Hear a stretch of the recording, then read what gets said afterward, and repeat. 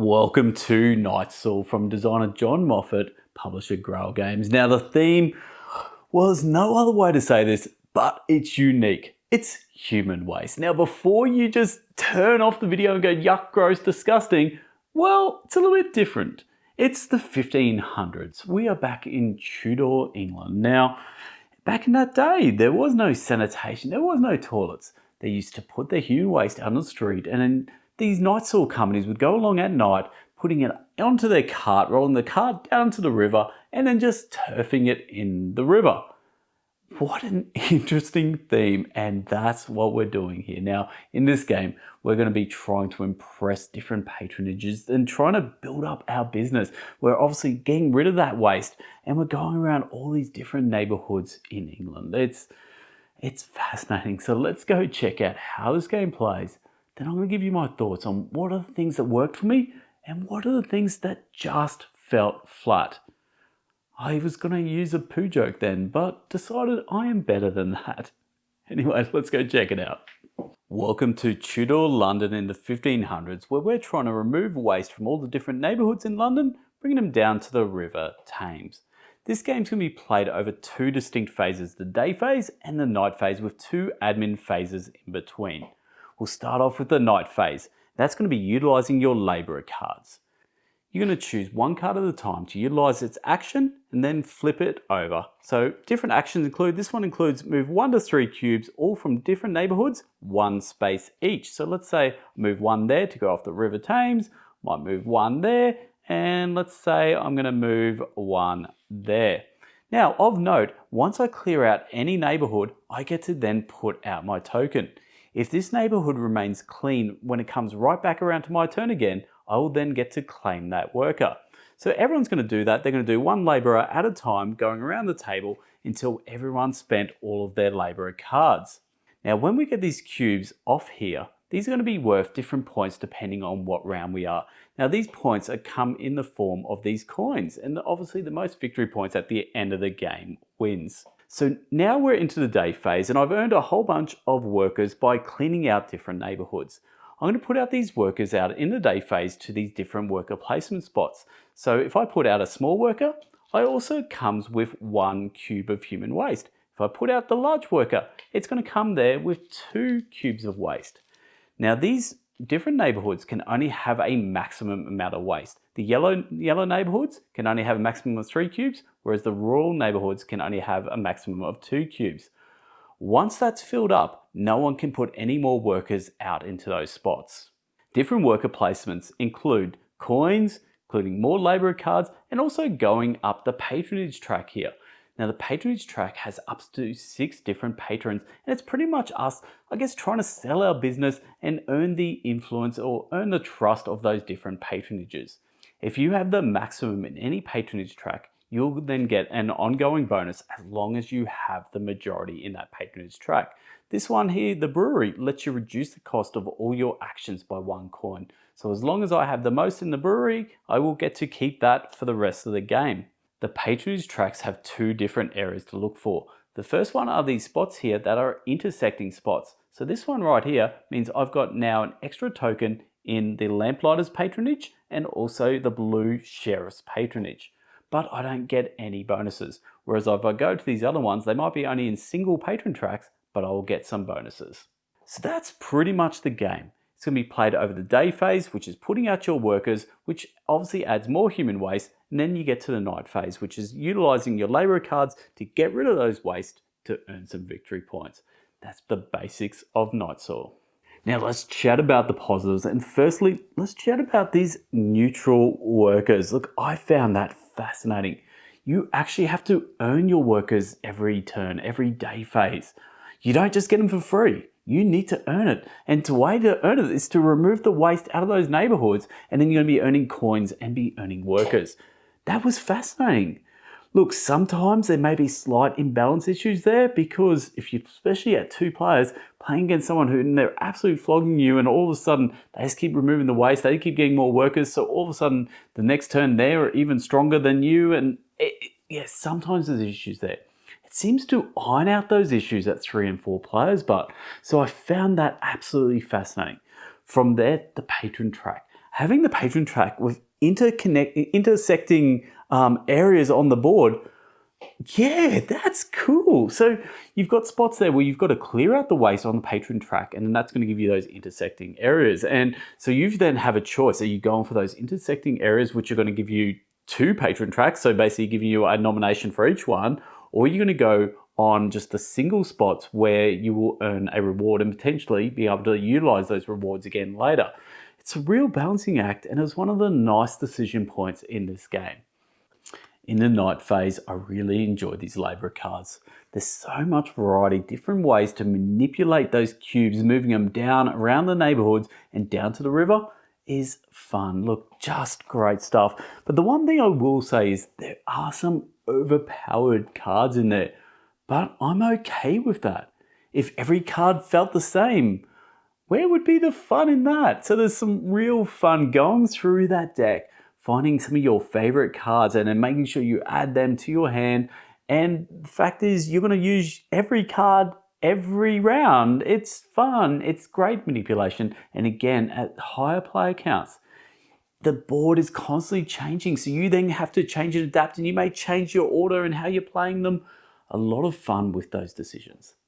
The last thing I want to talk about is I really enjoyed these small worker and this large worker when they go out to the worker placement spots.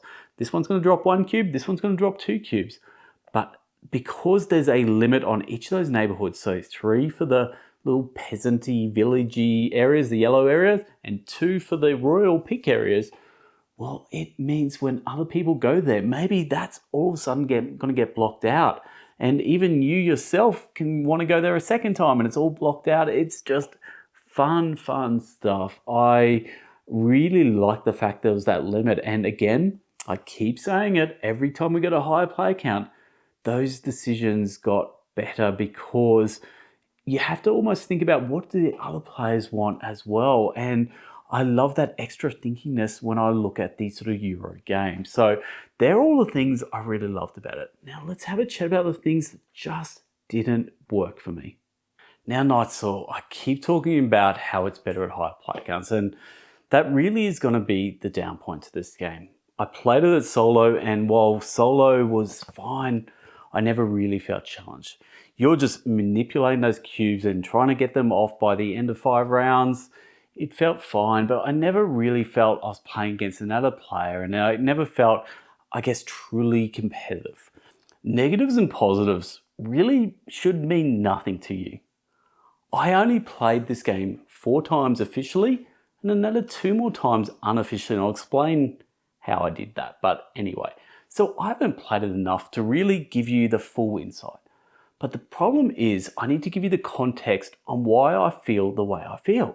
So let's start off my very first game, 2-player game, and my partner just hacked the mainframe. She found this great little way of just absolutely kicking my butt, and I could never claw my way back. So let's have a chat about that. So I was the second player, my partner was the first player. I had 4 labourer cards, she had 6, so she was already playing better than me as it is, and she already obviously had that advantage. But then I got this labour union tile, and this allows you to play 2 labourer cards each turn on your night phase. So because I had 4 cards, that means I do 2 cards, then go to my partner, she'd do 1 card, I would then do 2 cards, and she would have all her cards, whatever cards were left over. And because she did that, she did something super smart. And this is where it blows my mind how she thinks. So from there, she manipulated the cubes and left 2 cubes on this one neighborhood, which is the only neighborhood where you can purchase more labor cards. And I'm like, what are you doing? Aren't you trying to get the cubes off into the river? No, she was one step ahead of that. Because she was the first player, it meant on her next turn on the day phase, she could then put out a small worker onto that, and then they would drop 1 cube, and now all of a sudden that spot is full.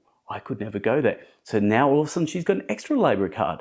And all of a sudden, you can just imagine, we get to the night phase again. I had 2 turns, she had 1, 1, 1, and 1, 1, and by that stage, the game was over. I couldn't claw my way back. Eventually, I'm like, I'm a dummy. I need to swap the turn order so I'm at least first. But even by then, I didn't have enough cards to manipulate the board, so I wasn't getting the workers, and it just was a schmozzle. Now, I learned from that, and maybe I'm being so unfair on 2-player off just that one game. But that's the context. Now let's talk about the solo. I played 2 games of solo and both of them I enjoyed. So I played it at the hardest level basically, and I won both times. Now, one time I actually won on the 4th round, I won on the 5th round, but one, again, I found something that helped me win. There was a certain card that let me actually take all of my cards that were used and get to reuse them if I discard. I think it was the winemaker, or anyway, it was one of those cards. Anyway, so because of that, I had a whole bunch of labor cards. I got to discard that card and then I'd turn all those cards back over again, and then I got to clear out all the cubes, because that's what the solo is. You're clearing out all the cubes on the main board and you're also clearing out all the cubes on the patron tiles. And so I did that in the 4th round and I was actually proud of myself. And then on the other game, it took me to the fifth round, but I still won. So the solo, I'm like, yeah, cool. I enjoyed it. Like, it was fun. It was fun thinking about how you're going to move those cubes around. But I never felt like I was playing against another bot. And that's something that for me is super important. If you see my solo video that I did a little while back, that was the number one thing I talked about, is I love that feeling of going against an AI or timer bot. So what I did then was I designed my own solo game. Stubborn, they really want to get in on this royal poop cleaning business of mine. But no, the royals, the queen, the king, absolutely still adore me. I still own the rest of them, but this little one area, now unfortunately the evil white companies come in and they're the official poop cleaners of that area, and turned it into an AI solo bot and played that another 2 times and absolutely loved it. Like, absolutely brilliant solo doing it that way. But that's not the official way. That was the way I played. And obviously I can't share that with you because that's not how solo is made. But letting you know, absolutely killer, like that. Oh, anyway, look, I'm excited about that, but I can't share that. But anyway, so solo, good. 2-player, just a bad experience. I think it was bad timing, but again, that's how I felt. So that's why it goes into the negatives, because if I had a experience like that, perhaps someone else will. But then let's talk about my last game there at 3 players. This was where everything dropped, everything worked. More of the board opened up. So as you go more and more players, you get more of the board opening up, some more neighborhoods, plus also more patron tracks available to you. And I'm like, this is how the game's supposed to be. This was great. This was all of those things that I was excited about, and they were happening. And it was challenging because, you know, we got 3 players and you got watching the other people and they're manipulating board. And by the time it gets back around to you, the board, the neighborhood has changed with the cubes, and it was a fun puzzle. It really was the highlight of all my games, except for my solo, which again, totally biased, but loved that experience. So again, it's such a small sample size. Yeah, if I don't give you the context, you don't truly understand why I feel the way I feel. So there we go. Night soil, eh? It's just something I never thought I would enjoy, a game about just turds. Just chucking turds in the river. That's what night soil is truly about. So there we go. I hope you enjoyed this video. I hope it helped inspire you to hopefully check this game out further. And there you go. That's all I have. I'm Hose. This is the Bangers Project. This is Night Soil. Laters.